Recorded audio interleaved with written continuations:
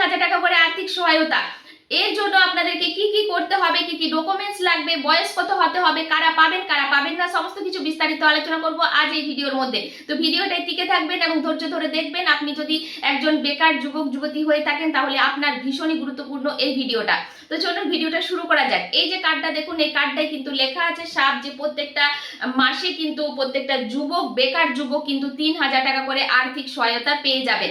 তবে এর জন্য আপনাদেরকে কি কি করতে হবে সমস্ত বিস্তারিত আলোচনা করব আজকের এই ভিডিওর মধ্যে। কত বয়স লাগবে, কারা পাবে না, সমস্ত কিছু। তবে তার জন্য বলবো আমার চ্যানেলে যারা নতুন এসেছেন অবশ্যই সাবস্ক্রাইব করে নেবেন নতুন নতুন আপডেট পাওয়ার জন্য। ভিডিওটা শুরু করার আগে একটা কথা বলতে চাই, আমি কিন্তু শুধুমাত্র আপডেট জানানোর জন্য ভিডিও বানাই। এখানে কিন্তু কোনো দলের হয়ে প্রচার আমি করি না।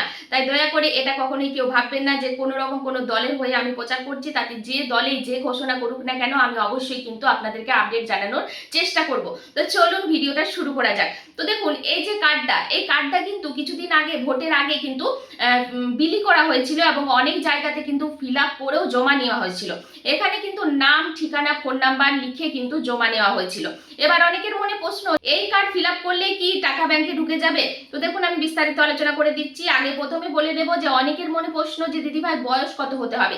দেখুন বেকার যুবক যুবতীদের বয়স 18 থেকে 40 হতে হবে। 18 থেকে 40 বছর হলেই কিন্তু তারা এই ফর্মটা ফিল আপ করতে পারবে। তো দেখুন এই ফর্মে শুধুমাত্র নাম, ঠিকানা, ফোন নাম্বার ছাড়া কিছুই লেখা নেই। ব্যাংকের ডিটেলস চাই যদি ব্যাংকে টাকা যায়। আপনারা সবাই জানেন যে আমাদের কিছুদিন আগে ভোটের আগে যুবসাথী প্রকল্প চালু হয়েছিল, যেখানে কিন্তু অনেক বেকার ছেলেমেয়েরা ফর্ম ফিল আপ করেছিল। অনেকেই টাকা পেয়েছে, আবার অনেকেই পায়নি।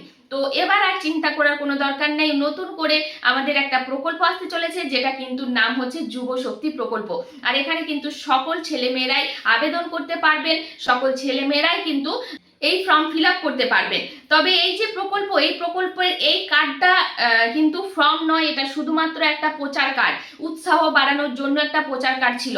নতুন করে এখানে কিন্তু ফর্ম দেওয়া হবে, ফর্ম ফিল আপ হবে।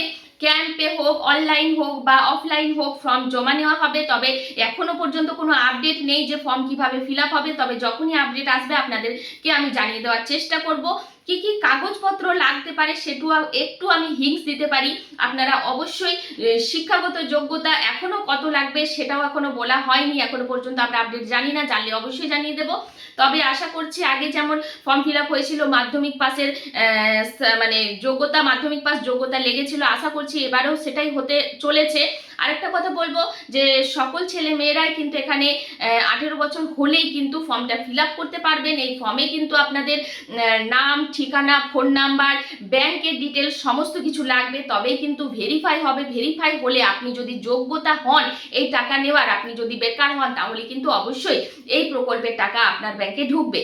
তবে এখানে যে যে কাগজপত্র লাগতে পারে সেটুকু আমি বলতে পারি। 2 কপি ফটো আপনারা রেডি করে রাখবেন, হয়তো 1 কপি লাগবে, 2 কপি তবু রেডি করে রাখবেন। আধার কার্ডের জেরক্স, ভোটার কার্ডের জেরক্স, কাস্ট সার্টিফিকেট, ব্যাংকের বইয়ের ডিটেলস সমস্ত কিছু জেরক্স আপনারা করে রাখবেন। শিক্ষাগত যোগ্যতা আশা করছি মাধ্যমিক পাস, তবে এখনো পর্যন্ত আমি শিওর হয়ে বলতে পারছি না, কারণ আপডেট আমাদের কাছে এখন নেই। ঠিক আছে, তো এই যে ভিডিওটা প্রত্যেকটা শেয়ার করে দেবে, প্রত্যেকটা যুবক যুবতীরা কিন্তু এই ভিডিওটা পাওয়ার জন্য অধীর আগ্রহে বসে আছে। এই প্রকল্পটা কিন্তু বিজেপি সরকার শুধুমাত্র এই প্রকল্প নেই, বহু অঙ্গীকার তারা করেছিলেন, বহু প্রতিশ্রুতি তারা দিয়েছেন। এবার তারা কিন্তু প্রত্যেকটা প্রতিশ্রুতি পালন করার চেষ্টা করবেন। আজকে হচ্ছে 9 তারিখ, আজকে হচ্ছে শপথ গ্রহণের দিন।